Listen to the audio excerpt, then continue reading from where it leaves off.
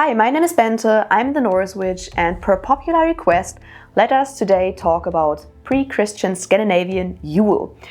When would people celebrate it? What would they actually do to celebrate it? And are our modern traditions like the Yule Goat and the Yule Log actually rooted in pre-Christian practices or not? First of all though, I'm sorry for the lighting. It's dark outside, I have to film with overhead lighting, it probably looks a little bit strange. And also, I'm sorry if you can hear my neighbors' very bad, very loud music. There is no way I can film around this, so we will just have to deal with it. But now, let us look at Yule.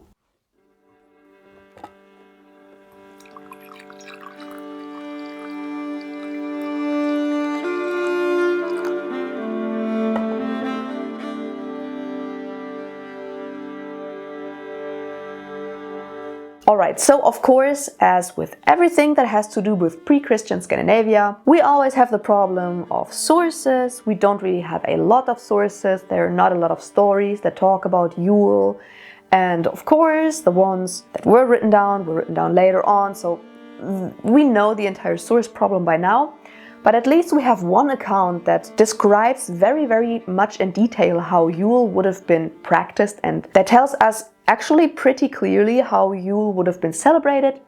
But of course, if we look at Scandinavia and also Scandinavia and Iceland together, it's a huge area, so traditions would have probably varied depending on where you lived, but we only have that many sources and stories that tell us about Yule, so that is what we have to go off of, and then we have to reconstruct the rest. First of all, let us get out of the way when Yule was celebrated and when we should celebrate it nowadays.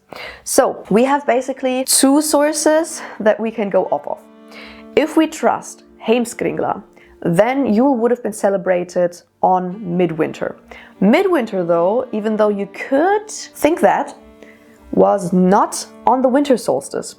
Midwinter and the winter solstice are not the same thing. When exactly midwinter was, though, is debated by scholars, so we don't know exactly when.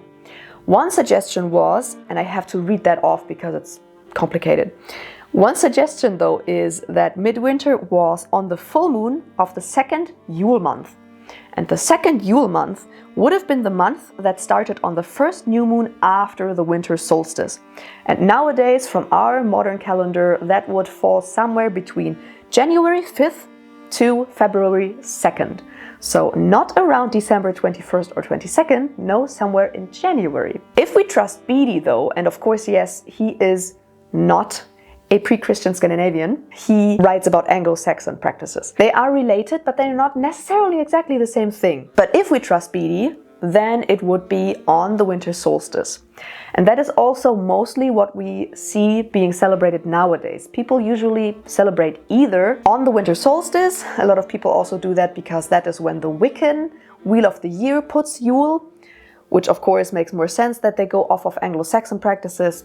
But that's a different topic. A lot of people celebrate Yule on the winter solstice, but there are also people like the Troth, for example, who celebrate sometime in January, and then usually it's timed by the full moons. I don't really personally have something that I find better or worse. I feel like it just depends on what you want to do and what you feel like resonates with you more, and also what makes more sense with your seasons. I mean, if, for example, around the winter solstice, it still feels very much like fall, then maybe celebrating Yule does not make that much sense. But then if we look at like daylight times, then of course the winter solstice is the longest night, so it kind of also makes sense there. You do you, I guess. There is no wrong or right here, as long as you don't try celebrating Yule in the summer. One thing also that I wanted to mention here is Hákon the Good, Christian king, is credited with basically moving the Yule celebrations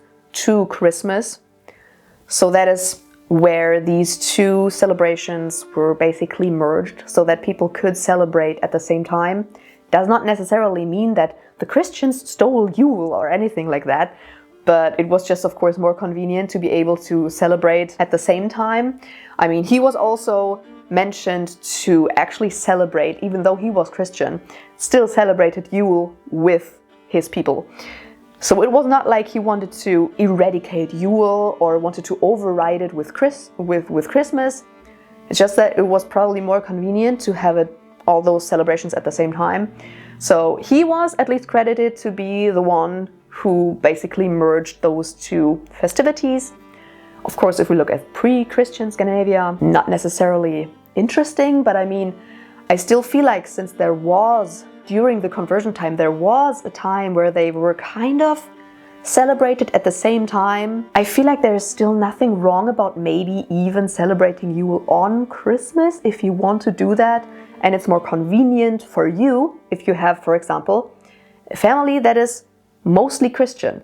Then I feel like it's still totally fine and probably still historically accurate to celebrate Yule around Christmas. So now with the timing out of the way, how would it have been celebrated in pre-Christian Scandinavia? So first of all, Yule seems to have been extremely important in pre-Christian Scandinavia.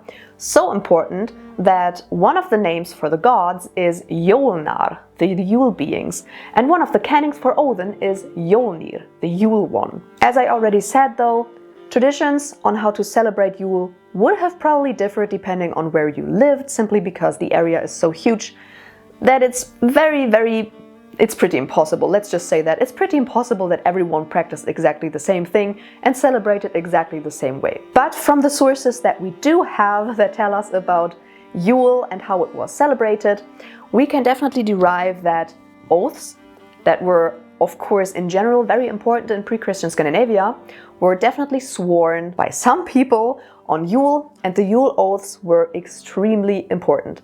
Oaths in general were not to be broken. Like, if you swore an oath in pre-Christian Scandinavia, you were not supposed to break that, but Yule oaths were especially important. Interesting is also that some stories mention an oath being sworn over a holy pig. So you would hold your hand over a holy pig and swear an oath on that. And sometimes this holy pig would have been also sacred to Freyr, which of course kind of makes sense if you think about the fact that Freyr has a boar named Gutlinborsti. Oaths were sworn in general, but sometimes even over a holy pig, and sometimes over a holy pig that was sacred to Freyr. Of course, a great feast was basically the centerpiece of the Yule celebrations. It is said that a lot of ale was drunk, and basically the celebrations only ended when the ale was gone. So people were just drinking. Of course, a big bloat, so a sacrificial ritual, had to be a part of the Yule celebrations. So livestock was sacrificed, and the meat of this livestock was blessed by the chieftains, and then it was eaten by the people celebrating. But the blood also had a very important role, because it was then sacrificial blood called hlaut, and a sprig of an evergreen twig was dipped into this blood, and then the gods' idols, the temple, and the people who were celebrating, who were attending, were sprinkled with the blood to bless them. And of course, as part of the bloat, toasts were made to, for example, the gods and the ancestors. In this one story that we have that basically describes a full-on picture on how Yule was celebrated, the first round of toasts went to Óðin for victory in battle. The second round went to Freyr and Njörður for fertility. Then the third round of toasts went to the king, and the last one went to the ancestors. So we kind of see victory in battle, fertility, and also ancestor venerations were all part of Yule. To me, it seems like Yule was definitely a fertility festival, because yes, we have this one story that says that toasts went to Freyr and Njörður for fertility. Then we have the Gulathingslog, which also says that Yule was a fertility festival, and swearing an oath to a pig sacred to Freyr, who is definitely a fertility deity, that also kind of seems like there is a connection to fertility. So that kind of seems to have been important around Yule. And that being said, those were basically the parts that we know of how Yule would have been celebrated. But of course, there are also more modern Christmas traditions that are oftentimes said to have derived from pre-Christian Scandinavian practices. Probably the two most widely known ones are the Yule Log and the Yule Goat.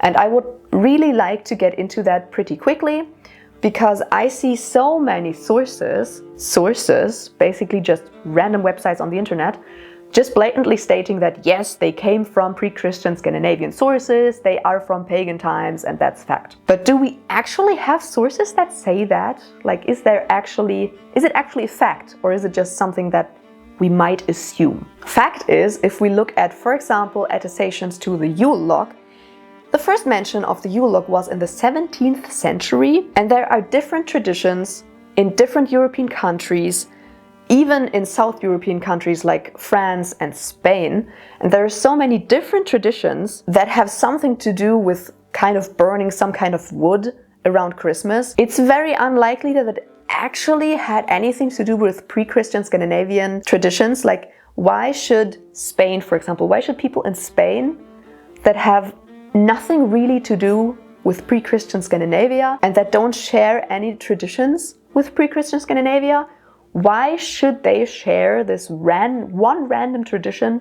Doesn't really make sense to me.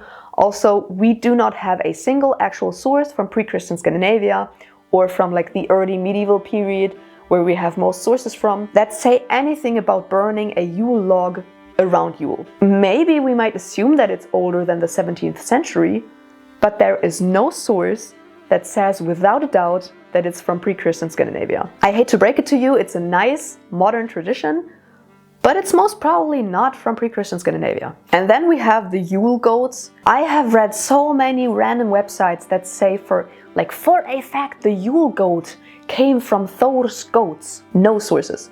No sources stated whatsoever. They just say they came from Thor's goats and that's it. I think that goes a little bit too far, only because the Yule goat is a goat. That doesn't mean that it's Thor's goats. We have seen correlations with Freyr and Óðinn and Njörður. I haven't seen a story that connects Thor to Yule. So if we don't have that, why should we connect the Yule goat to pre-Christian Scandinavia? If there's also not a single source that mentions any kind of Yule goat in pre-Christian Scandinavia? I mean, it's a nice thought that it has something to do with Thor. And if you want to practice anything like that, if you want to give a Yule goat as an offering to Thor, then do that. It's a nice tradition.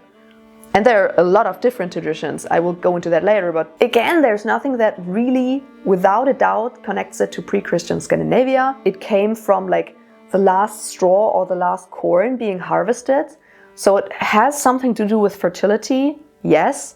And it of course like developed even further. For example, it went into like people going from house to house with someone dressed up as the Yule goat and then playing pranks on people, kind of like Halloween traditions. The Yule goat later on became also kind of the gift giver alongside the Yule tomte. Or there was later on also folklore that the Yule goat is actually a spirit that makes sure that the Christmas preparations were done properly and stuff. There are a lot of traditions around the Yule goat, but none of these traditions really tie it to pre-Christian Scandinavia. So I think we should stop pretending like it definitely came from pre-Christian Scandinavia if we can't really prove that. I mean, not gonna lie, I would love it if it actually came from some kind of Thor worship, but there's no sources that prove that. So again, if you want to incorporate that into your Yule celebrations, definitely feel free to do that, perfectly fine. I think personally that there is nothing wrong with incorporating more modern Christmas traditions into your Yule celebrations, but just don't pretend like it's definitely from pre-Christian Scandinavia. Thanks! And then lastly, yes, I know, I actually only wanted to really talk about how pre-Christian Scandinavians would have celebrated Yule, but so many of you were asking about how I personally will celebrate Yule. So let me quickly get into that, because it's actually not that special. I have to admit, I don't have a lot of time to celebrate Yule. I will perform a big bloat on the 21st, but sadly after that I will go visit my parents over Christmas and then I'm gone for 2 weeks in Egypt. So maybe I will take up the opportunity and maybe celebrate around midwinter, or where midwinter would be nowadays, which is, I think this year would be somewhere in late January. So maybe I will try that if I'm still in the mood, but if not, it will probably stay with one big bloat. I will not perform the traditional bloat with toasts to Óðinn, Freyr, Njörður, a king, and the ancestors though. I kind of want to focus on my ancestors, definitely, so my ancestors will be given an offering to and a toast will be made to my ancestors. Also in connection to that, to Hel definitely.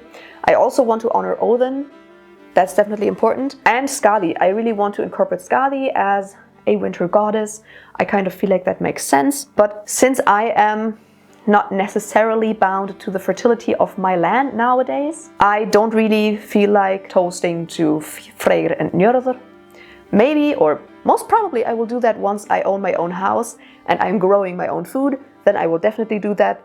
Right now, I feel like more focusing on my ancestors, on death, and on winter in general with Skadi, but I'm usually celebrating differently every single year. So we will see what I will do next year. Maybe I'm already living in my own house next year, and then I will definitely honor all of the fertility gods and goddesses. I'm already excited about that. But that being said, that is everything that I wanted to cover about Yule. If you have any further questions or ideas, or if you want to share with us how you want to celebrate Yule, then definitely share it in the comments. I'm always happy about seeing all of your lovely comments. I definitely want to give a shout out to my patrons as always.